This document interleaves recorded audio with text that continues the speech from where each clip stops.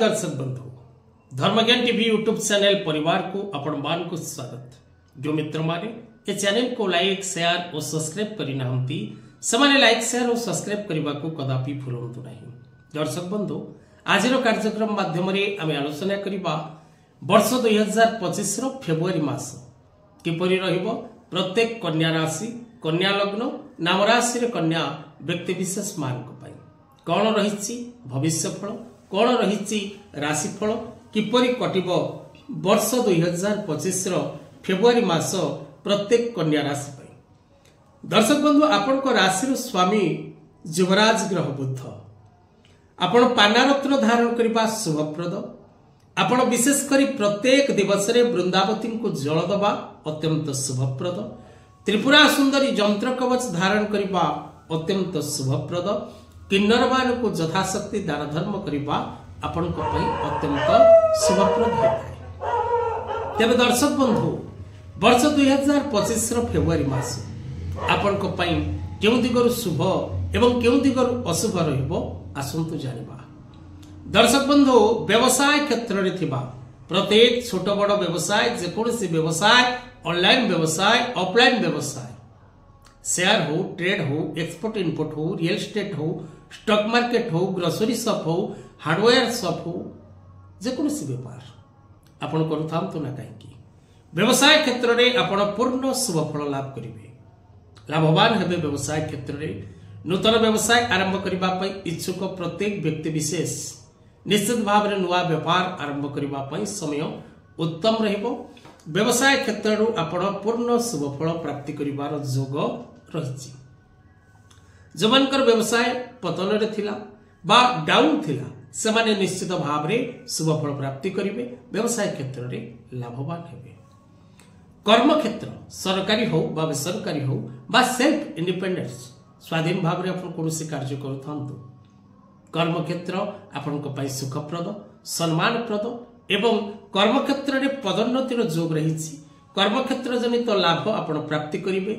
कोनोसी पद पदवी परिवर्तन हो बा आपनकर पे स्केल रो वृद्धि घटू बा कोनोसी प्रकार रो असत समय सहकर्मचारी निचस्थ कर्मचारी अधीनस्थ कर्मचारी बा उच्च पदस्थ अधिकारी सहित जदि आपनकर पूर्व कोनोसी प्रकार रो मतभेद रहिछि बा वाद विवाद रहिछि सेथिरु आपन को निश्चित भाव रे सफलता मिलिबो।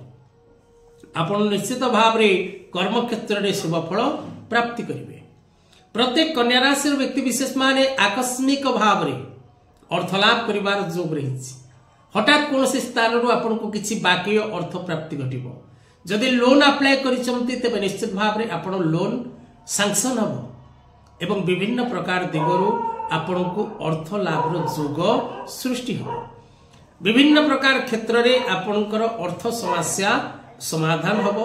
अर्थ क्षेत्र रे आपण प्रगति करिवे नूतन कर्म लाभ करिवे प्रत्येक दिगरु पूर्ण शुभ फल प्राप्ति करिवार जोग रहिछि आपनकर राशि पे। विशेष करी दर्शक बंधु पूर्व निर्धारित कार्य रे आपण सफलता प्राप्ति करिवे परिस्थितिर सुधार आसीबो शत्रु माने नतमस्तक हेबे एवं अनेक दिगरु आपण शुभ फल प्राप्ति करिवे।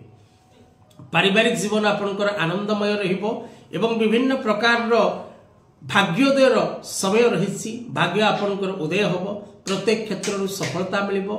अनेक प्रकार रो नूतन कर्म करिबा पई भाग्य आपनको पूर्ण रूपे सहाय्य करिवो। महिला माने पारिवारिक जीवन रे सुख शांति आनंद लाभ करिवे। पारिवारिक जीवन में सुख समृद्धि वृद्धि पाइबो। वस्त्र भूषण क्रय करिवार जोग रहिछि। दूरस्थान को यात्रा करिवार जोग रहिछि एवं विशेष करी छात्र छात्री माने शिक्षा क्षेत्र रे पूर्ण मात्रा रे सफलता प्राप्ति करिवे। नूतन शिक्षा ग्रहण करिवे।